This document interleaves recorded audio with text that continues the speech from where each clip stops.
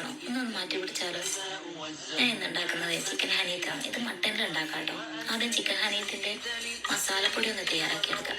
അതിന് കുരുമുളക്, മല്ലി, ജീരകം, ഗ്രാമ്പു, ഏലക്ക, മഞ്ഞൾപ്പൊടി. ഇതിൻ്റെ കണക്കൊക്കെ ഞാൻ ഡിസ്ക്രിപ്ഷനിൽ ഇടാവേ. നന്നായിട്ടൊന്ന് വറുത്തെടുത്ത് അത് തണിഞ്ഞു കഴിഞ്ഞാൽ ഒന്ന് പൊടിച്ച് മാറ്റി വെക്കാം. ചിക്കൻ നന്നായിട്ടൊന്ന് ഒരു കത്തി കൊണ്ടോ ഫോർക്ക് കൊണ്ടോ നന്നായിട്ടൊന്ന് കുത്തി കൊടുക്കുക, അതിനുള്ളിലേക്കൊക്കെ മസാല പിടിക്കാൻ വേണ്ടിയിട്ട്. അതിനുശേഷം ഈ പൊടിച്ച് വെച്ച മസാലയും പിന്നെ 2 മാഗി ക്യൂബും പിന്നെ ഒരു 1.5 ടേബിൾ സ്പൂൺ വിനാഗിരിയും ചേർത്ത് നന്നായിട്ട് മാരിനേറ്റ് ചെയ്ത് വെക്കാം.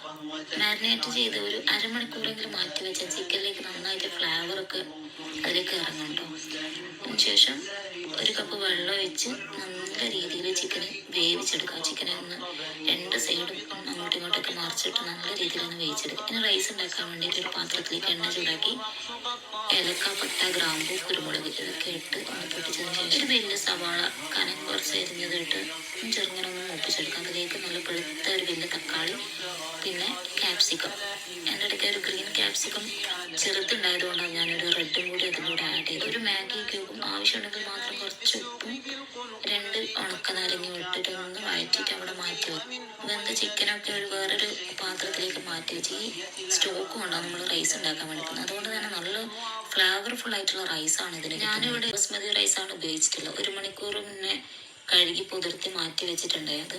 അത് 1 കപ്പ് അരിക്ക് 1.5 കപ്പ് എന്ന രീതിയിലാണ് ഞാൻ ഇവിടെ ഉപയോഗിക്കുന്നത്. ഞാനിങ്ങനെ വീഡിയോ ഒക്കെ എടുത്ത് ഇൻസ്റ്റഗ്രാമിലിടുമ്പോൾ എൻ്റെ കസിൻസും ഫ്രണ്ട്സൊക്കെ എനിക്ക് കുറേ റെസിപ്പീസൊക്കെ അയച്ചു തരുന്നുണ്ട് കേട്ടോ.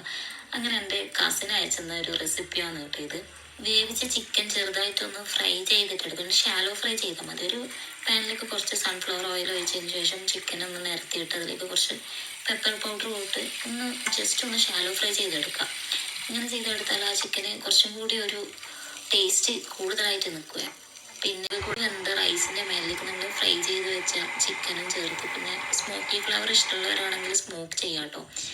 അങ്ങനെ ഒന്ന് സ്മോക്കൊക്കെ ചെയ്ത് നന്നായിട്ട് ഒന്ന് അടച്ച് വെച്ച് ദമ്മിട്ട് വെക്കാം. നല്ല ഫ്ലേവർ ആയിട്ടുള്ള റൈസാണ് കേട്ടോ. എനിക്ക് നന്നായിട്ട് ഇഷ്ടപ്പെട്ടു. ഇവിടെ വന്ന ഗസ്റ്റിന് നന്നായിട്ട് ഇഷ്ടപ്പെട്ടു റൈസ്.